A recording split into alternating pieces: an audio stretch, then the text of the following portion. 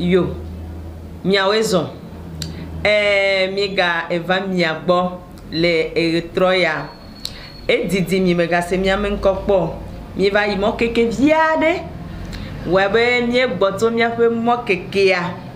Webe egbia. Mia aga litataun. Le mia no ogba suronu. Le mia no ogbo. Le mia pe totro gbo mea. Mi jira nu tohe odo. Be mia agblo. Na mia pe duko tohea. Mi le mia fofo.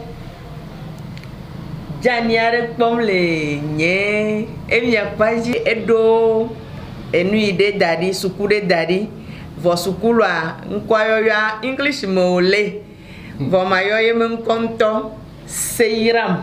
Satro. Wezo. Yo, that's the method. Yo. Nene make. Mia miga po mia dada ike lenye nudusi paji ike oden konebe da esi dasigan wezo yo dase mezore mu yo nya wezo va jira nudo fe ewona me ebia yo akpekaka nenye be mi ma adidiwa hafi mi atotanya gan adadia Nyabia ato miape kagodo no la aussi ne wato ragbeade ako adoda ikege age nyape susu ava engai probenyelia muti nya fofo king mesan peha iode nkona be ata muvaba obena Mada kuku donya futa wota Mawuka majeklo do wako Bena chonya futa ponufu wake onamwe Etangba do namu Domengba do namu Ezongba je wachio Na wano sensende Etangba do namu Domengba do namu Ezongba je wachio Na wano sensende namla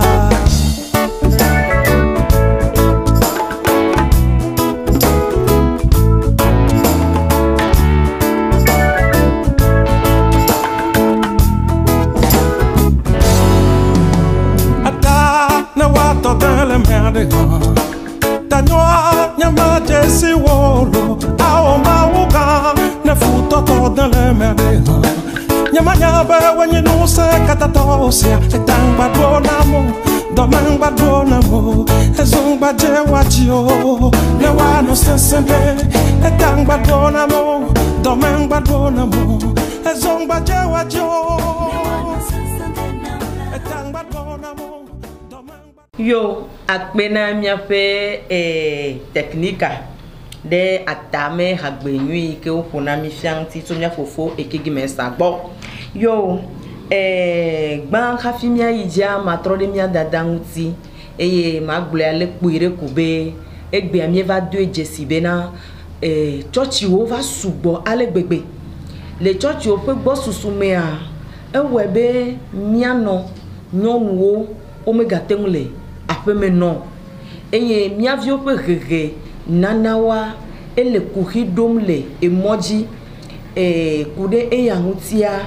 mato egbe aho nyonu pe nya eta mato gbe ana mia dada dasigan gba ne wa aponu na mi kude alekepe no mi anguti bere nono me yade ele tetero ha jiwa alo ha epo alia tututua yenu ka yemi agloto emuti yo dase akpe ebia mnya arete petutu ma bia severe de be mi mega church wa ne le tepe ne ma de akpe ame anya no ela be nya be church wa la pado wa ke to tro gere fa akpado wa ke peple fa akpe ame ikebe amumia mo wi me segom enyo be mia ichochi mia ichochi data rodu jin data menyi be mia ichochi ne mia gble me be pomo omo ka kenenyi be chochi aketukarava ape omela le nyanye be mukpokpo noa nya nyo le nya do kuomi me to le fima gbo yo dasiga me da pe na bien be de menyo be mia yi church wa enyo be mia yi church enu itae enya ele kuki remva yenye be church homonono akpa taminya ko be Roma catholique eyeli emia évangélique allo Breman va doleme le mamia mi po ebe bubu gale dodom yike amesugbo maganya meka manya osofu kanya osofo fika o khogele o fika mo khogele o yemi plo do le yim eya ele atupe gbam to bobe gbedodora ele nu dondo ha nene make o gale nu blem ya webe biabia vale va vambere nu klamenya lo nu fiame kaye nyana nyano vignon wo kudele kepe nono me anti voa nyema no gbo didiro matogbea ana mutu yele mia domenia fofo seiram be wa ayijinami ye ma bia benade nenyebe nonwo alosro clan obe yi gbedorape alo yi convention les tri de cas rafi eva gbode wonto le gbode e o pli blessé mais rafi o ya alo e globene yi voma wo le tri akeke won vone gbokaba wa le mawo nya pe vivi c'est que gbogbo pe ameji va wo nuta e gagbagba e wo le tri de cas rafi gbore aleke ape ame ano fofonye hafi na ko nu fun ha mere kuku be nyade akpe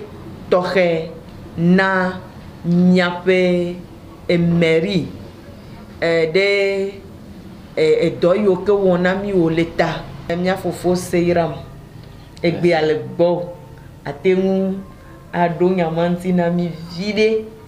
ne mia kozo yo akpe kaka na odase akpe na nyame cloto no to me djp no como akpena commune cloto un sibeleke granene pa bia wa ejo jinam enye toke egbe metanya enye tanya rekike le jinanyereka ko na menya betanya male jiranudome ekolonji egbe ajo jinam church yos be me message church agomo ajo la peme wuga popo eve be yi church kaka obazu nkeke kosira klo retria ejiji esugbo na gbo be mi o yi church wo peti vo mi o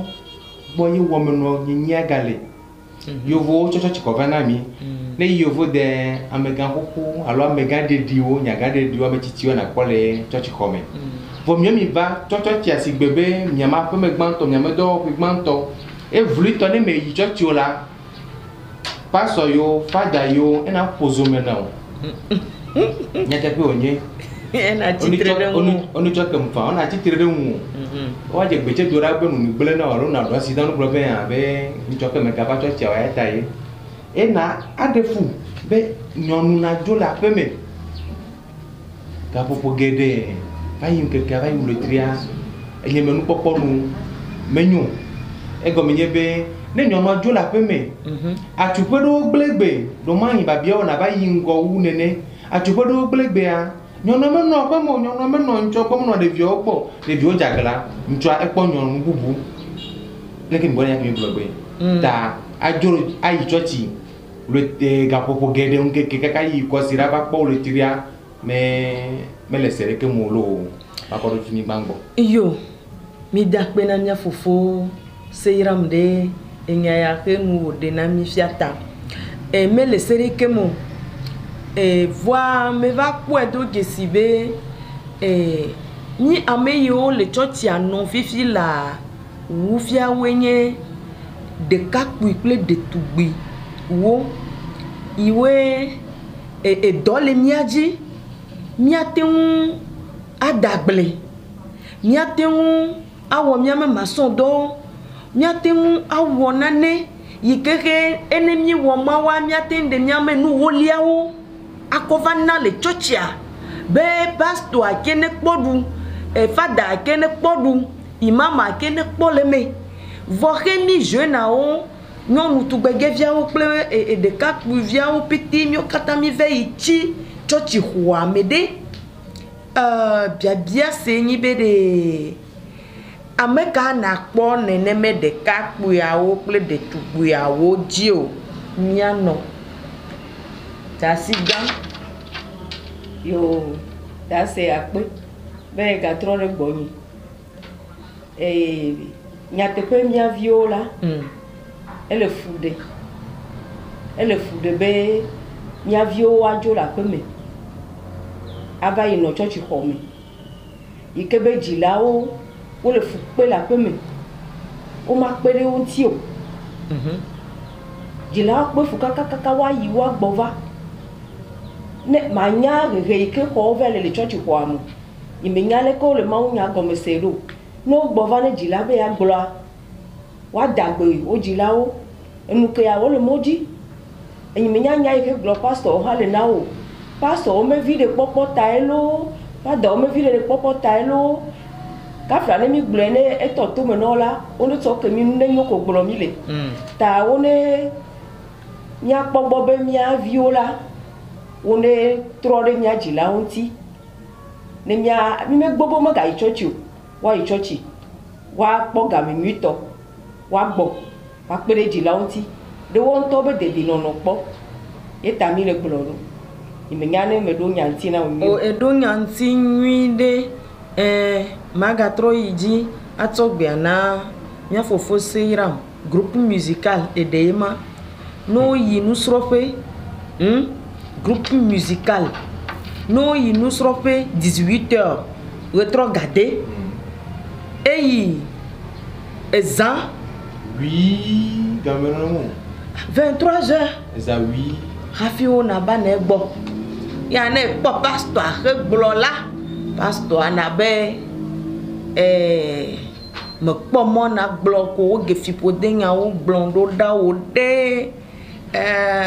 le mɔ na kpɔ nya gblɔ na mi fia ɖe akpa ma o Paul Kagame nye tɔme yɛrɛ be tonton Kagame tso Afrika me edu ɖeka me eƒe ɖewo kia si be ƒe tɔn alo ƒe newo kia ebe yi tu tsɔtsi akpa deme si no le Rwanda etu tsɔtsia me kpɔ lo ma wo mebi o pastor ɖeke mebi o ehiam nyame pastor waxɔ tutu ɖo nyame fada waxɔ tutu ɖo egɔme nye be le tutu ɖo ma kɔkɔ mea yɔ woatɔ nya be gameli ɖevia na srɔ̃nu ɖevia na wɔdɔ na dzilawo gameli ɖevia na va tsɔtsi ne ganye ŋutsuwo ne nye ŋutsu nyɔnuwo gameli nukume pete ŋu vɔ ne ɖevia na va tsi tsɔtsi xɔ me ati hadzipui kakakaka eza wuia sigbe leke megblɔ va yia menyo do ma heme nya o ŋuti me xɔ pastor me tutu ɖoa ekpe akpe ve kple wi eneme mina ekpe akpe ve kple blavɔ ɖeke donc eƒe adre kple dzivɔ eki fɔ nye me gble edɔ ke me kpla alo suku ke me yia nye me gble da ɖi ke va tsi tsɔtsi xɔ me ke dze mawu nya nye teƒewo ko gblɔ fi ke nana ke woayra wa nye me va le ke mi wɔ nye me gblɔ be tɔ nye nyo wu yɔ vɔa ena nyo be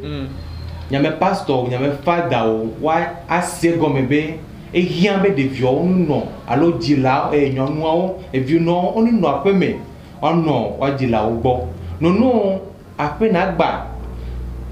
ma yi ŋgɔ via ɖe ɖevi ɖewo wofofu eƒe wi ɖeke eƒe wi eve evinɔ me le aƒea me le ɖevia kpɔ le ɖevia ŋku le ɖe ɖevia ŋu evinɔ le tsɔtsi xɔ me ŋdi ŋdɔ fiẽ kpakple eza ma tún kpɔ ŋgɔgbe dede le ƒomea me ewɔ be nyame duwo me fifia nyame nutowo mea ɖeviwo zɔ agba pastor pipia ena ton pera me gban ton ti comment ton pera me vele anti o a pera me ton anti o vlu ton ni vi o jeli pastor me vi o jeli ma ton bo be a to i me ga ko ba pera me gugun ti ke i vi o le ka e yan be mi ajira o mi ano wa le nkude eno ma pa kimi pastor ma pa di yo te granya america no e to fodo na nyanwao me ganyo be o va lo church come o ya gbele ne pastor me gbo ga ya ne pastor do vo o ma chon ke ki obeti abati pastor pa da ma komo yo ade akpe na miape hado la de kaye demegbe na miape e wona ya afi mele miapo le miame didi pe enu po mo aji fifi la o yebe Asiteka Amanakele Consulting mi dakpene eyele doji yo mia aga ayiji nenyebe ma yijia ma abia hagberega ne waga to de mena Jésus, oh, le nom plus puissant que tous les noms. Enfin qu'au nom de Jésus, tous genoux fléchissent dans les cieux, sur la terre et sous la terre, et que toute langue confesse que Jésus est Seigneur, à la gloire de Dieu le Père. Lebo Santa Kabahaya. Jésus, oh, le nom plus puissant que tous les noms. Jésus, le nom le plus beau, le nom le plus glorieux de tous les noms. Oh yes, le nom si merveilleux que le monde n'a jamais connu. Le nom si glorieux que le monde n'a jamais connu. Come on, par ce nom si merveilleux, je suis sauvé, déclaré juste et sans péché, et je règne à jamais. Alléluia.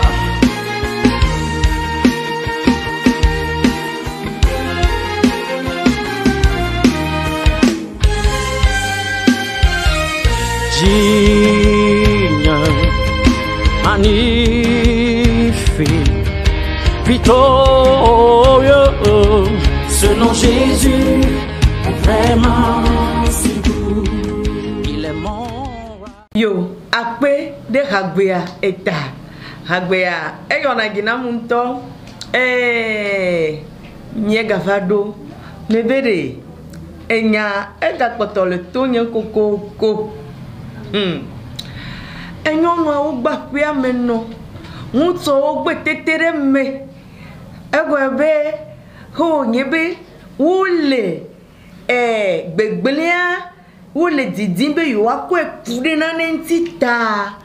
ngonwa ope kakinya, enye kuhi, nam veverebena, leke mi ngonwa miate wawe, bena miate concilia, lo miate devovo toto chochia, me game. Après me non pe game nous dada pe game pakple devi o gbopopop pe game ple regenui nana devi wa miate wa chocho chame nya kokperi nti bena wo keke wa zo nuire bena mi me ganya foklinu na ngutu awo de o le vevere be mi nyon wa o mi ano chochi kwa me no fofo me gane mi fon le mia sroha le me keke bibla be ni le dodo na mi anu e o ni le jojo gapopo mame ya vovodona ya gapopo mame tututu ya ekla ke ma va dasire diwa ya ekla mube yi gbedoda fere nyano dasi apia menanya no eyo dase o lodi akpe ga chorora gboni ma nyono na ichochi fare nuka o ma bia sebere nuka o nto ya le ne nyono o na o jije me popo la pe me kafi o le jojo le church ko me no a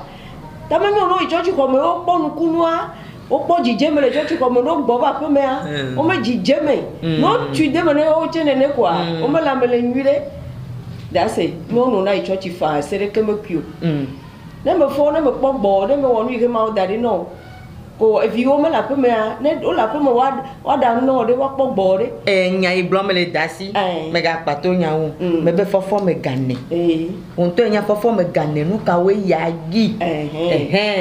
ya no vivina ya no le vivi ya si dada vava ya me va dasi ko nye me ga po wo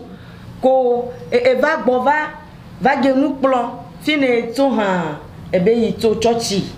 ko ma adanu bugara plongi na wo nyama membe na kona mo churchi anyo nyeke me dena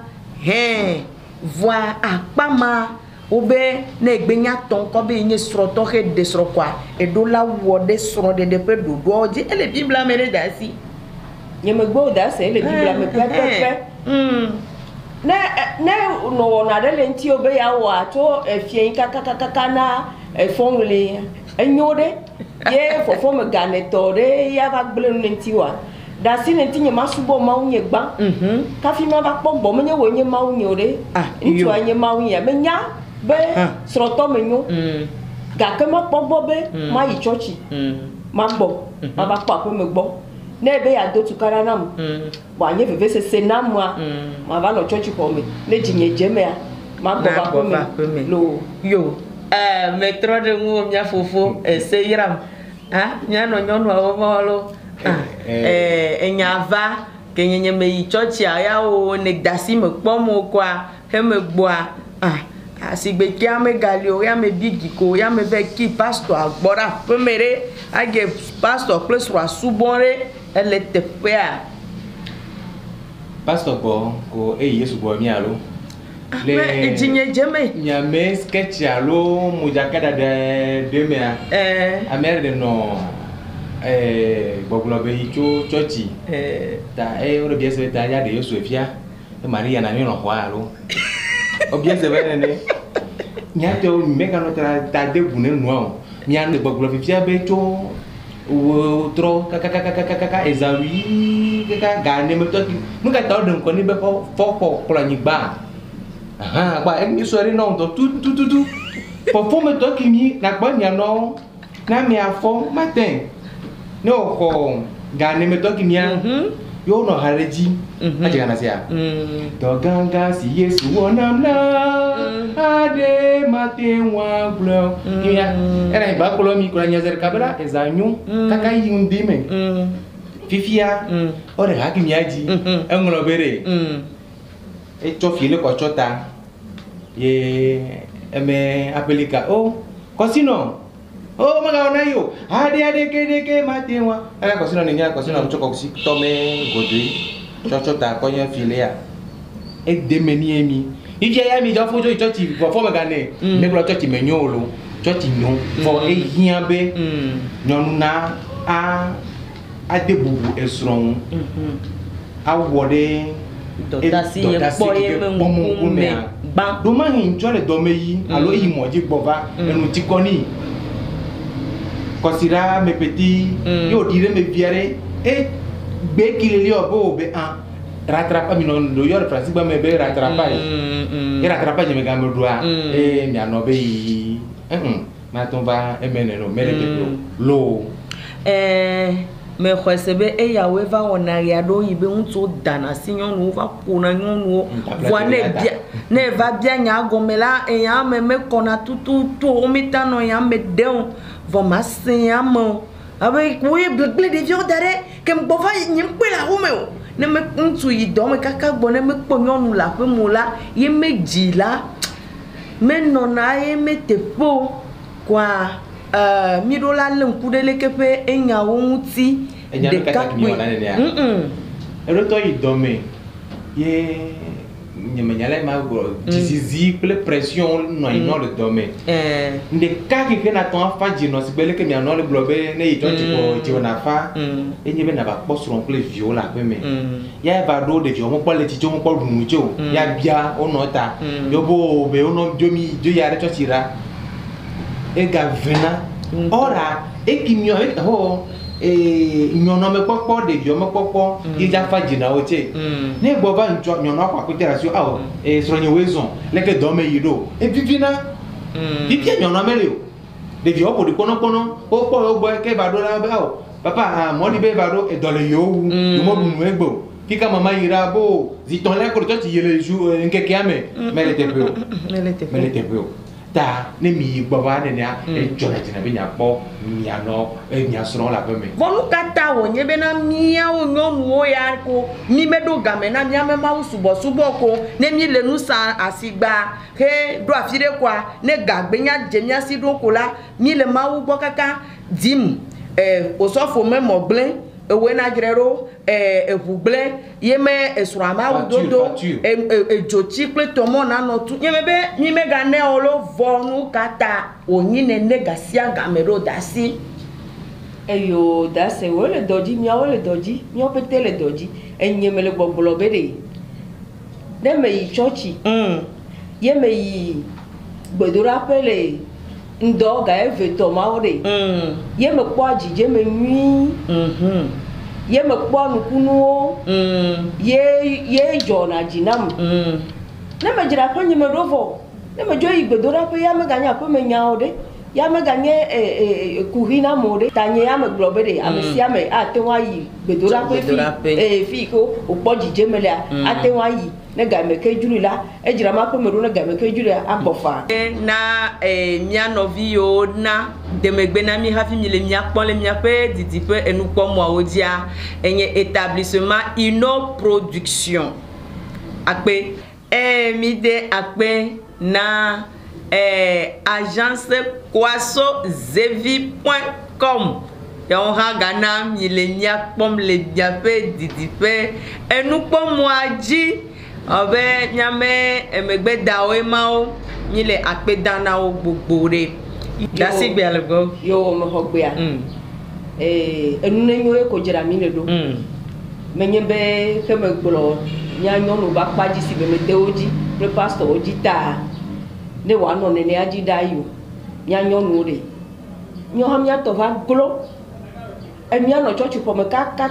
mi asro na pefu mi avi na pefu la pe mi do ma va mi avi pe mi asro do mi apogbo be mi church mi agbore ga me mi toji mi afo mi apa pe me gbo mi apo mi avi bo de dino no gbo na po ga me ne sro be yi church ya gbo ga ya meleke e nya me ni be e church agbo ga ya meleke ko apia me afa ne ape me afa mi anyo nu gbo yi wato ta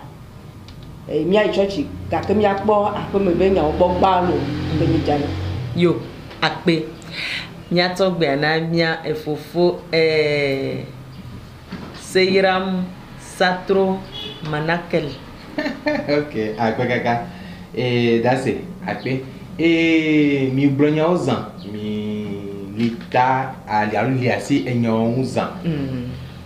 mi blobe church ya akonta na no ne to alo maso me ka ba no achupe o e go nye be ne mi cho nyonu o me wo lo church ko de kame e nyonu mo wo ki peti ozu agba lo o me esron pe wa pastor ka frame aton ko peti ade pastor ma ton ko peti ade e ki ma konta je lite mo na ba bia ya che ta miano wo miano vio mia vio mion to che me gbo to chi me nyo lo to chi nyo voici bele ke dasi pota fifia a konta ni non do ni non plus sube ne do pour me do me gameli kaka o voix di jona nani ela go be miebe ngome se sele nyono ma wa chi ko me kaka ke jona ado agaja do ma awele akpo akomon papa akoda pe na manakel ko me gan to chicha odi ba kere sukuvi odi sukuvi ko ke ko da se di banle ni choa ma ada pe na o ma da pe na manakel mama manakel ba ple princesse manakel kike de yo manome a en mo matun avamo me da pe na manakel vi de kike le nya dome si tu peux afia echo fia doame etele mia me wona o mele egbe me keke me akpeni ela bena ekpere mia unsubo akpena kloto jiji penu pomo ya da akpena ma agbono glan akpena amesia melo yo akpe da de da se Yo, akpe meto be na mi dada yeje na mi. Yo, ase akpe. Ne kagbe atoa ne kuto titi pe nu pomo. Ame yo keke de susu ya be mo ya ne va kuto na mia. Agbe ane yinawo. Agbe ane yina onyemeto asisi no nyo. Ne evinyo keke o le toji agbe ane yinawo. Evinye wedi kele sokorela ne segbea ne yine. Akpe miame yo keke do adamu ya nya mo ne do mi uselo. Yo, dasiga akpe mi le akpe damna miape modam do walao yo ina mi se miape nkwa yo akpe mia ato hagbe ya akowu miape ewona onwa gbedodora emorej fe hagbe ye wonye webe mia se kwa ne mi megava se miame nkole ya megbewa mi de akpe na mi ne maude moi nyitso nyaga se miape nko. Bye bye. Mille à mon côté, 10 000 à ma droite, je serai pas atteint. Yeah, et mon rage, boy Juliano. Et nous que j'osombe, kakanu ya vake, no biomare, nyem nyeo. Amene ne que j'osombe, la mila chie, me va ole miro te ambe nyem nyeo. Mlani e mu fond, ma money play, aye ni ben keke anenyo. Yeah, mlani ye mu fond la kugwe dodo na be pipo de nezu yaira la benye mezereka e huye munjaso non kona afoye munjaso auto plom kere munjado taxi a los emijan mle de kuku travazo driver plom kere mano de dire makwatana nusita me dodo uro plom kere mano de dire makwatana nusita me dodo uro mauvi Mutina wabeti eti nure muke kenye muyo o soupon kono no do mi victime Emile mi munya mekele lo mio gagner mon pain quotidien c'est ma prière de ce matin sécuriser ma famille ma santé mes mots